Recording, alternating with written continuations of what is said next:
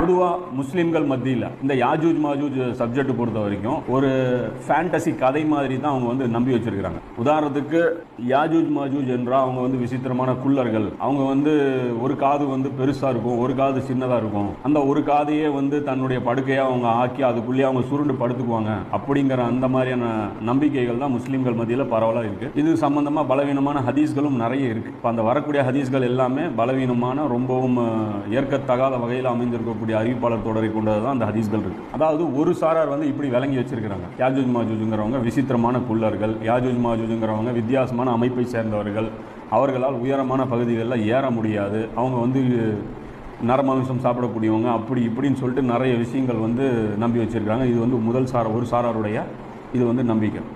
இன்னொரு சாரார் இருக்கிறாங்க, அவங்க என்ன சொல்கிறாங்கன்னா யாஜூஜ் மாஜூஜுங்கிறவங்க வெள்ளையர்கள், அதாவது இன்னும் இருக்கக்கூடிய இந்த அமெரிக்கர்கள், இங்கிலாந்து, பிரான்ஸ், இந்த மாதிரியான வெள்ளை தோலை கொண்ட அந்த மக்கள் இருக்காங்க இல்லையா, இவங்க தான் யாஜூஜ் மாஜூஜ் அப்படின்னு சொல்லி இன்னொரு சாராரான அறிஞர்கள் வந்து சொல்கிறாங்க. இப்போ இந்த இரண்டு சாராரில் எந்த சாரார் சொல்கிறது சரிங்கிறத இன்றைக்கி நம்ம இருக்கக்கூடிய இந்த சப்ஜெக்டில் வந்து நம்ம வந்து விரிவாக பார்க்க